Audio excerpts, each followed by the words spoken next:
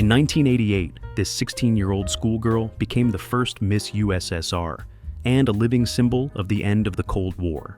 It was a moment when Soviet austerity gave way to Western glamour. She later moved to Los Angeles, living the American dream.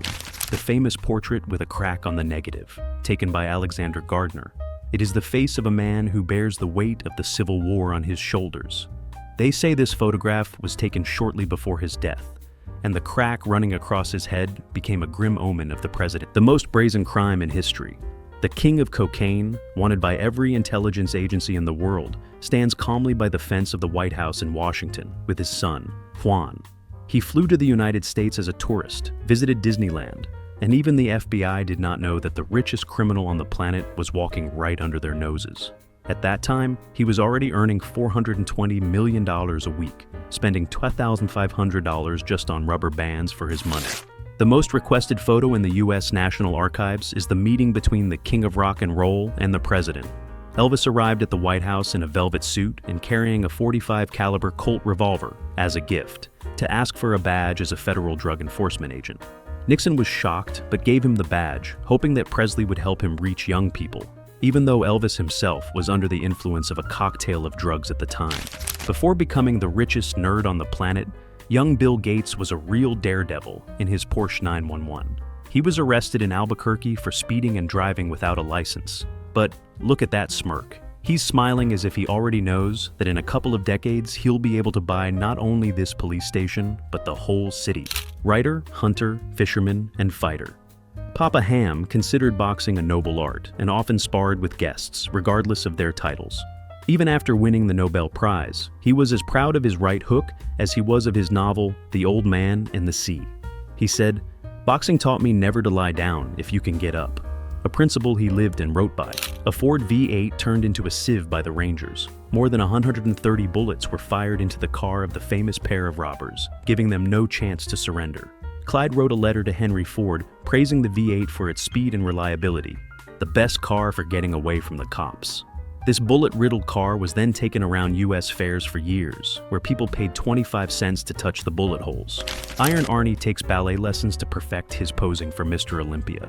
Many bodybuilders laughed at him, but it was his grace and fluidity of movement that allowed him to defeat his more massive rivals.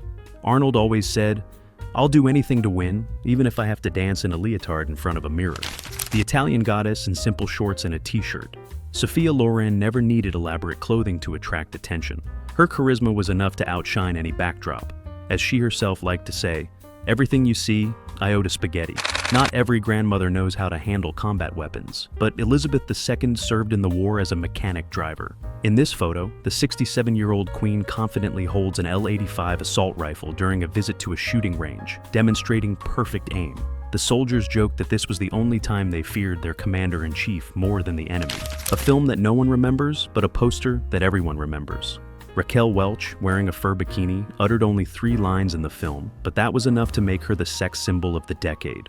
This poster hung in the bedroom of the main character in the film The Shawshank Redemption, covering the very tunnel to freedom.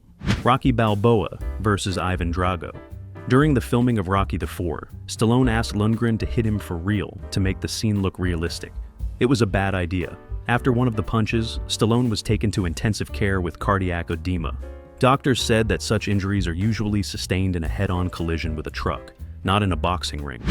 A Ford V8 turned into a sieve by the Rangers. More than 130 bullets were fired into the car of the famous pair of robbers, giving them no chance to surrender.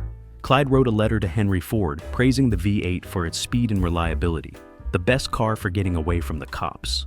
This bullet-riddled car was then taken around U.S. fairs for years, where people paid 25 cents to touch the bullet holes. A handshake of destiny. 16-year-old Bill Clinton, left, is literally glowing with happiness as he shakes hands with his idol John F. Kennedy in the White House Rose Garden. According to Clinton, it was this moment that finally convinced him to go into politics. Just 4 months after this photo was taken, Kennedy would be assassinated in Dallas, and the boy on the left would occupy his office 30 years later. The Swedish superstar, who became Italy's ultimate sex symbol. We are used to associating her with bathing in the Trevi Fountain in the film La Dolce Vita. But in this photo, she proves that she can look regal even in a simple dress in the middle of a field. Federico Fellini called her the beginning and end of every woman. And looking at this picture, it's hard to argue with him.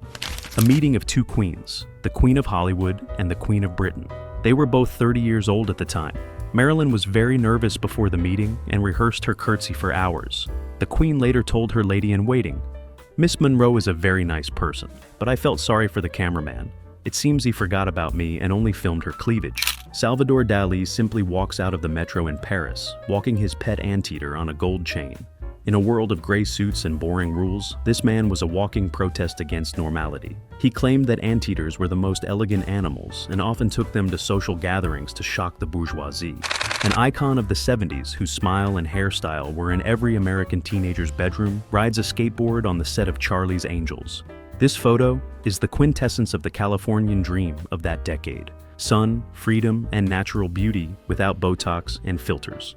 It was her poster in a red swimsuit that became the best-selling poster in history, decorating the walls of 12 million rooms. President Lyndon Johnson uses his famous method of persuasion, looming over Senator Theodore Green. Johnson used his enormous height, 193 centimeters, and physical strength to invade his opponent's personal space, breaking their will. One of his aides said, "Lyndon didn't just talk to you, he consumed you until you agreed to give him your soul." "Are you talking to me?" Robert De Niro with a mohawk, which became a symbol of urban madness and loneliness. Many people think that the actor really shaved his head, but in fact it was complex makeup and a bald cap, as he had to play scenes with hair. This image was inspired not by punks, but by American soldiers in Vietnam, who had their hair cut like this before going into battle.